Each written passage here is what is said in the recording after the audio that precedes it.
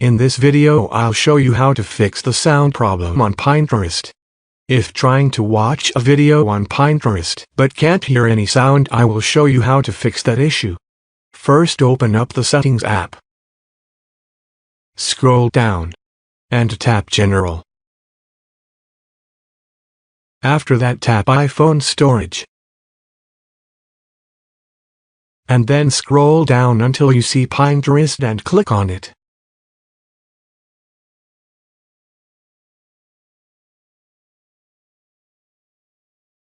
Tap where it says Offload App. Tap Offload App one more time. Next, tap Reinstall App.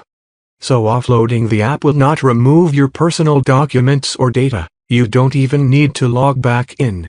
So I hope this method fixed the sound problem on Pinterest.